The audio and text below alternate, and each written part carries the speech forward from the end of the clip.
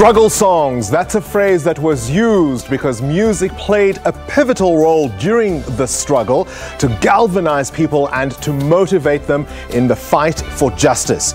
But in these last 25 years, does music still play that same role? Let's get started.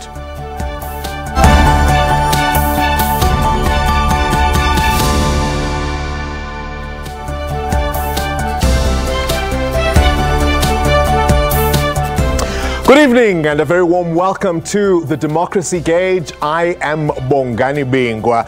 TGIF, right? Thank God it's Friday. Yes, we have made it. But tonight we're taking, shall we say, a more laid-back approach. We've done the serious conversations. Tonight is no less serious, but at the same time it is a little light-hearted. We're focusing on music. During the struggle years, music played a central role in galvanizing communities to fight against apartheid. But does it play that role as part of our social cohesion, as part of knitting that social fabric in these last 25 years? Of course, Kwaito has been a central theme to that story. But is it still as relevant as it was in the early years of our democracy? So tonight we're asking the question, is Kwaito still dead? Is Kwaito still relevant? It's arguably the most important genre that post-apartheid South Africa has spawned. Right, our poll question then tonight is, as I say, is Kwaito music dead? You choose from the usual three colors. Green is for yes, yellow is for maybe, and red, of course, is for no. You can go for our poll topic to sabcnews.com and you can answer our question on Facebook and Twitter. Remember, at all times, use the hashtag SABCDG25 and hashtag SABCNews. Now, aside from pure entertainment, music and song, some would argue, continues to play an important role in this democracy. Others question that. Here's a package from our Lerato Tipa.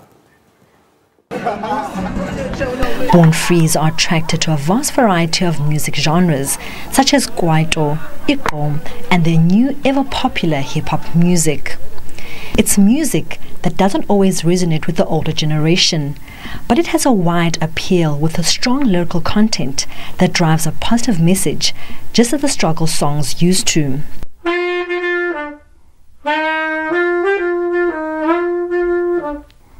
It sounds just like another jazzy song, foot-tapping stuff. For 83-year-old Patrick Pasha, this is the music that provided a much-needed outlet to deal with the harsh realities of apartheid. Not allowed to speak, sidelined in their own communities, music became their only voice. Struggle songs sung in the language of the oppressed allowed people to face their oppressors and tell them exactly what they thought of them using song. Patrick says that music back then had a clear message.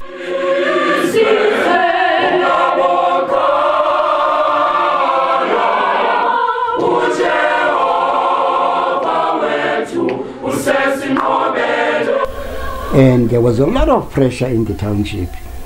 Kungeko outlets. Yeah. So we believed then ukuthi music is that kind of a therapy where it sort of eases, yeah, because the apartheid system was very ruthless. Yeah, very ruthless. And there were no means of us conducting a political education other than little corners we would create and have those meetings, play that kind of music. Fast forward 25 years later, and there's a new South African youth culture. I got 10 freaky girls on a yacht. For young people, music is about a beat, the loud song, and the vibe it creates. Hip-hop music is on the rise, and the sheer popularity of rap music makes it nearly impossible for it not to influence youth culture. Some believe that rap music talks to the socio-economic problems such as crime, drugs, sex, and violence. We have the popular blind leading the non-popular blind. You get what I mean? Because they speak about these things so much that the young guys that are not so popular, who look up to these people, believe that this is what you need to strive for. you know, and then you forget why you're doing this. You forget a lot of things. They make you think like spending 10,000 rand in a club is good, but you know your condition back home. Okay, when it comes to the 80s, the 90s, and the 70s, that was the era of racism, apartheid, segregation, and the music focused entirely on the livelihood of the citizens. So everything was more about, if we're going to sing, we're going to sing about liberation and freedom and having a democratic country. And now that we have that, well, not entirely, it's not an absolute thing, but in our generation, I think a lot of us struggle with identity. We have a misplaced identity because we don't have much to fight for. We had the fees must fall. There was no mainstream music that was singing about that or rapping about that. That is true. That is true. Because that was the biggest struggle we have in our generation. That was the fees must fall and fighting for our education. There are opposing views, and many feel that all young people should not be put under the same hip-hop umbrella.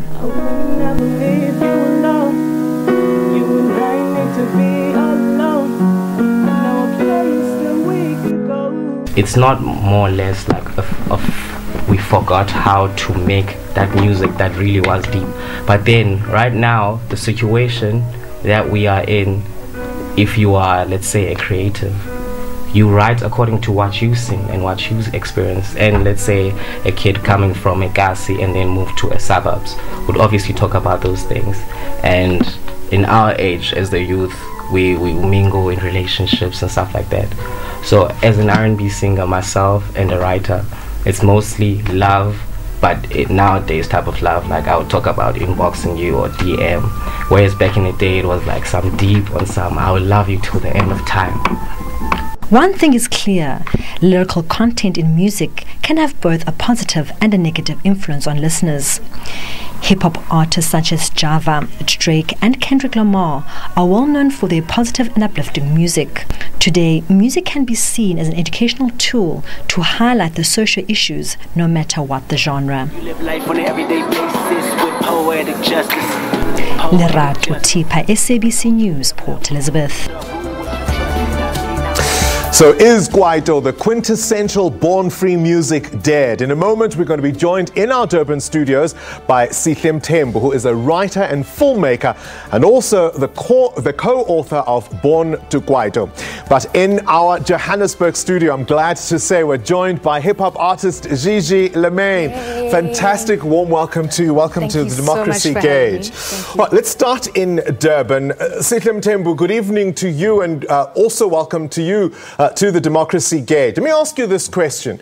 In the struggle years, we all understand the role that music played to galvanize communities in the fight against injustice.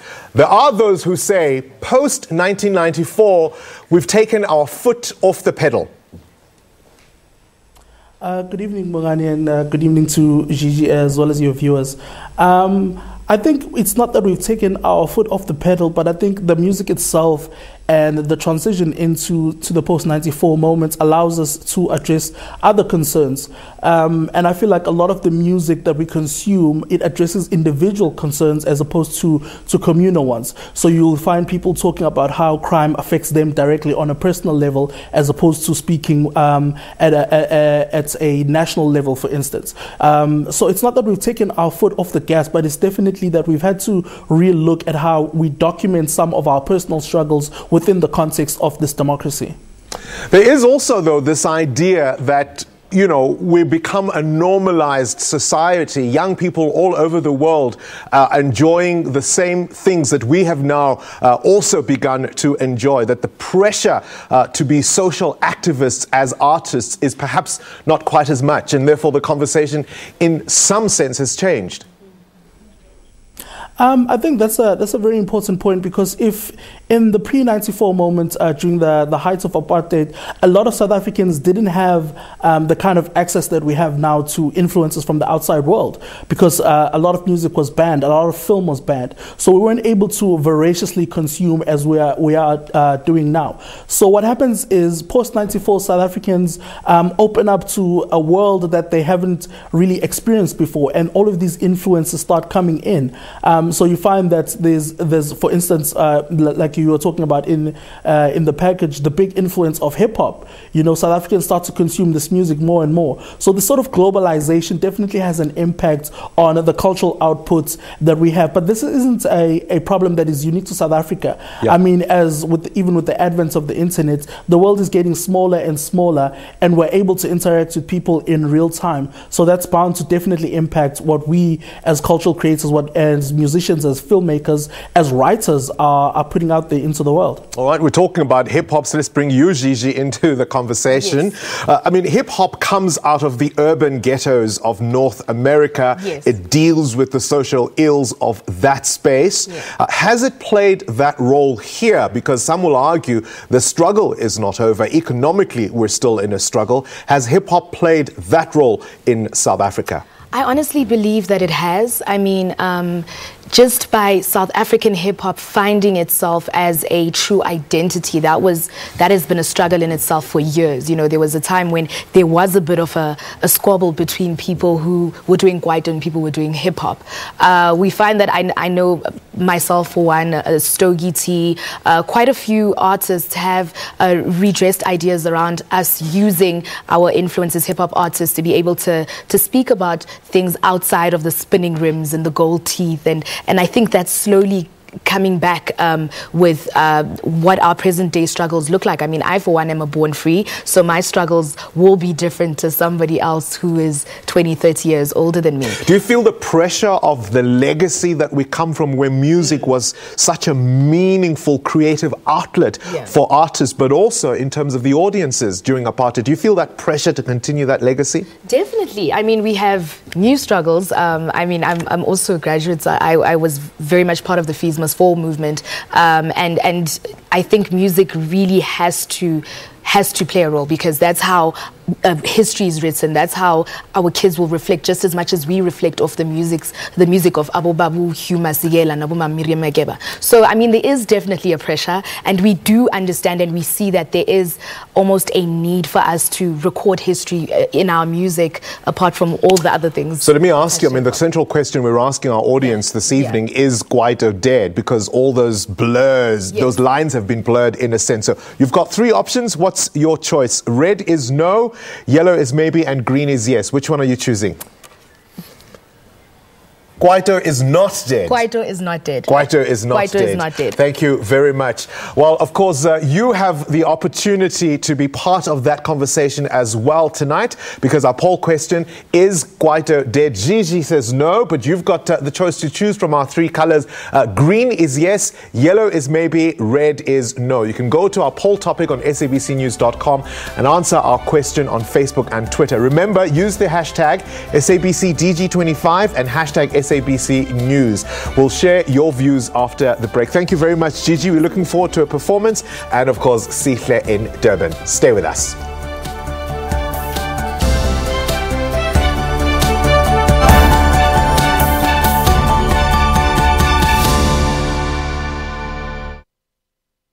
Every year, more and more people all around the country are saving money on their car insurance.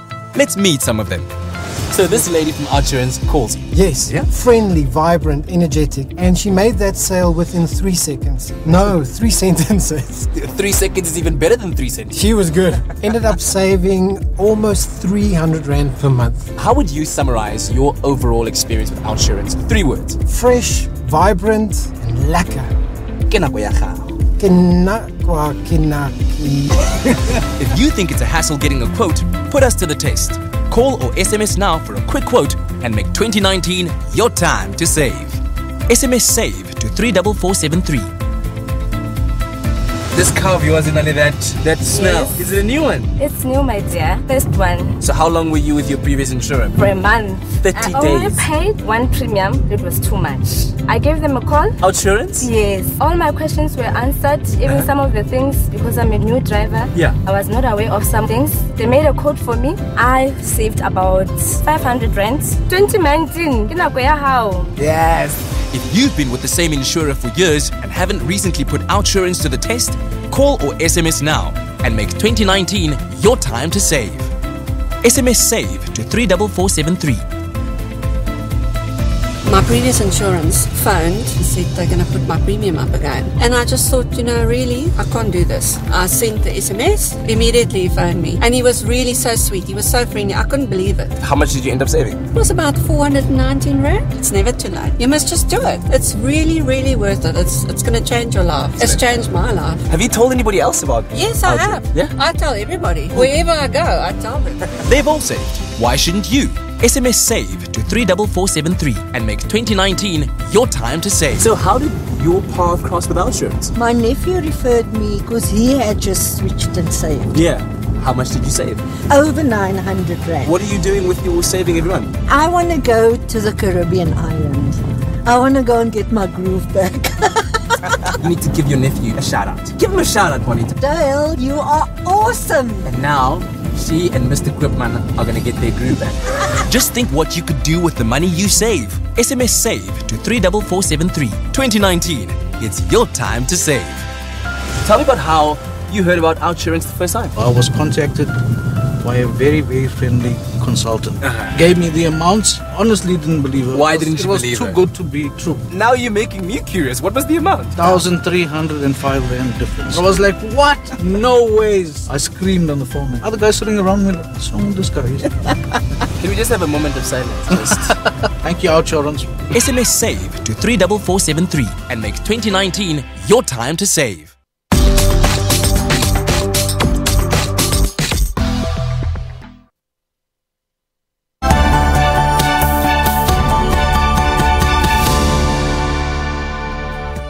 Welcome back. Well, as you know, it is all about you here on the Democracy Gauge. So let's get straight then to your views as promised on social media.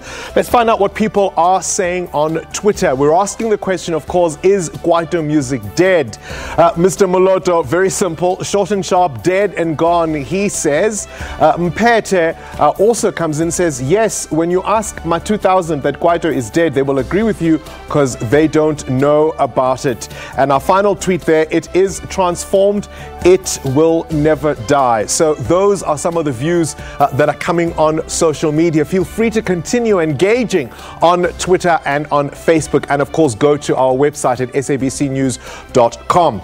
Now we come to the section we call our people's view, and we're doing this in all kinds of ways. Sometimes we interact with you directly, but we thought we'd hear from someone who knows exactly what he's talking about. So for our people's view, we've got award-winning Kwaito star Professor, who sent us this WhatsApp video for his views. Umbuzo namhlanje uthi ngabe Kwaito yaphila namifile mina wami eyamiphendula ithi nje Kwaito is very much alive and angeke ziyindaba ezelela ukuthi kuphe uqala nje ngokubonga abantu engazi ukuba nesandla ekukhuleni kweKwaito noma eceleni kweKwaito abantu abafana noManda Speaker aboJonina nabangasekho abosinyaka aboHata bomduma silela kuya kufika nabanye abaningi aboSkingo befika beqala lento bephusha kiwa phambili aboTKZ bafika aboThebe Ozola TKZ Brown Dash kuze kuzofika oThizozan Professor Elvovo oPignaz ngithi mina ngiyabonga abafethu kunibanga Ozola ngibonga ukuthi nibambe lento sidla ngayo siphile ngayo futhi ukuyiqhenya okukhulu ukuthi lento iyona jandra yethu kuphela South Africa sitholakala. So, how do you become part of the people's view? Well, simply send us an email to dg25@sabc.co.za. At the end of the show, I will be throwing forward to Monday's topic. Now, you may have been seeing Brian Mahlangu coming up on the screen every now and again. Guess what? His story is coming up next. So, Brian, I hope you are watching. I hope your friends and family are in front of their TVs. Stay tuned.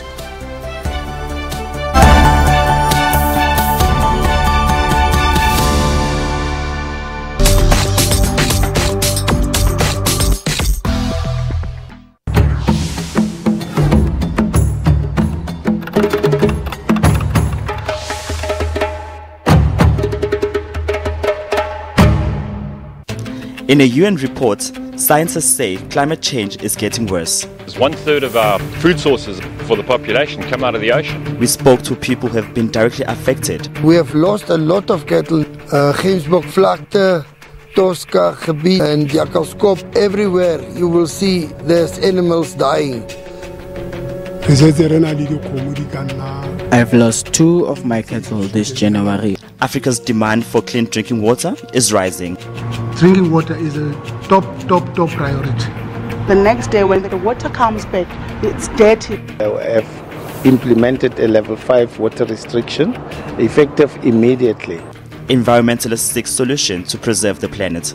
This is a Cape Kirpa, which is also one of the endemic species that is only found within the Western Cape, so it occurs nowhere else in the world except in our water systems.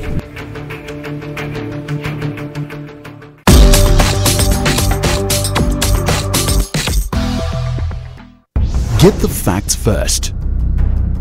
In 1994, ek dink was ons almal was ook baie excited geweest. For South Africa, art was never a good thing.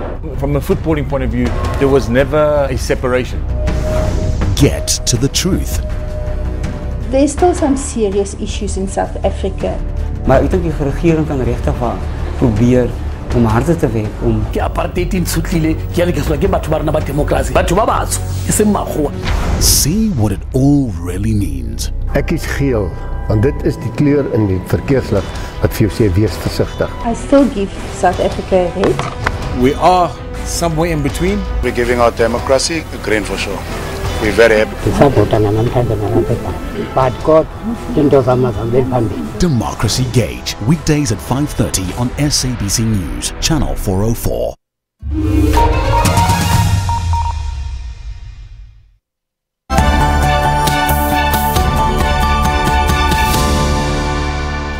Welcome back. Don't forget, of course, towards the end of the show, we've got a live performance from hip-hop artist Gigi Lemaine. Now, through the Democracy Gauge, SABC News profiles South Africans across the country from all walks of life. Now, in the shadow of the Marlborough Gautrain station in Johannesburg, the cardboard and hardwood shacks of the Sophiatown informal settlement stand in stark contrast to the mansions of neighboring Sandton. And that's exactly where we go for today's story for Brian Mahlangu. It's situated on the banks of the Yukske River, and it's an informal settlement that's a melting pot of nationalities, ethnicities and cultures.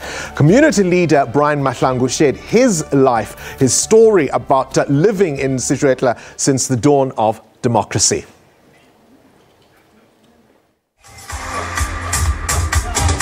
I'm Mr. Brian Mahlangu. Right now we are in Sophiatown informal settlement in the place called Setoba. I grew up in Limpopo in a place called Mukopani, former Potgietersrus Rest. I wanted to be a radio presenter. Yeah, that was my dream. So as I grew in a poor family, it was not easy or it was not possible for me to reach that goal. Then it's when that dream was over. What I'm doing for a living, I'm a self-employment. I make bricks for a living. I make bricks which people around Sophiatown come and buy and go and build their houses. And most of the people who are staying here are working construction works. We are facing many challenges. I used to say we are forgotten community, let me put it that way. Forgotten by the same government that we have elected. Because they come to us and promise us, vote for us, we'll give you houses, we'll give you water, we'll give you electricity. Your children will have better schools. But here in Sophiatown, we don't have even one school. I was 14 years old in 1994. But I still remember everything when we have our first democratic election in South Africa. It was a good thing because it was the first time for everyone. Everyone wanted to be part of the history, following each of every step of what was happening by that time. But not everything has changed. We still don't have a proper housing. We still don't have a proper roads. We still don't have a proper sanitation. We still don't have a proper water. So those are some of the things that I say. Not everything, but some of the things are changed. But some are still need to be corrected. I want to see my family living a better life, as I said. See my children go to school and finish school and find jobs and work themselves so that also they can provide their families when they grow up. I want to make sure that when my parents, they die, I'm the one who must make sure I bury them with dignity. I want to see South Africa equal rights to everyone. I want to see everyone enjoying this democracy. Reason why state capture, we've been captured by Guptas for a long time. Those are some of the reasons. Corruption. There's a corruption all over in government. Our borders are not controlled. Everyone came to South Africa, and when they came here, they do whatever they want to do. So that's why I'm saying our democracy is in danger. Well, it's a fantastic story there from Brian Mahlangu. Now, let's take a look at the answers that have been coming up from today's poll. Let's have a look at what you've been saying. Those are the results. A number of you are quite firm on the idea that Kwaito is indeed dead. 55%, 18% are saying no, or maybe rather, and 27% saying no. That's our online poll, so those are the results. We may not always agree with each other, but that's what it is. That's how democracy works. Well, thank you for taking time to watch and to participate in our show. Now, on Monday, we will be asking the question, I will be asking a question about racism. Is racism confined only to one race? That means that poll is now open. Choose from 3 colors. Green is yes, yellow maybe, red and no. And of course, you can interact with the poll on sabcnews.com. You can answer our question on Facebook and Twitter. Remember to use the hashtag SABCDG25 and hashtag SABCNews. You can also view all the profiles featured on the show for the past week, as well as our segment today in history, visiting sabcnews.com. If you want to be part of the People's View in our next show, remember to send us an email, dg25@sabc.co.za. Thank you for watching. From me, Bongani Bingwa, it's not quite yet good night because I'm leaving you in the hands of hip-hop artist Gigi Lemaine. From myself and Fortune, we'll see you on Monday night. Over to Gigi.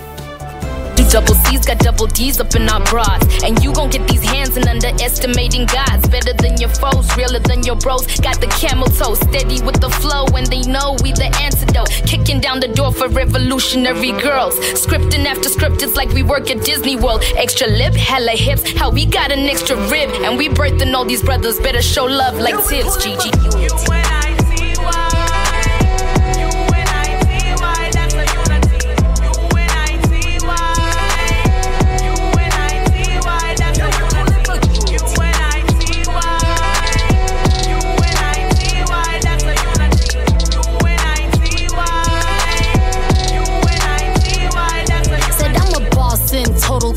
Of herself, and if you don't watch your mouth, you might hurt yourself. Uzozitholukhala mfanakit ngakhohlwa ukuthi awungazi mfanakit ngoba wena ungibone ku TV and ugcwele ngami. That doesn't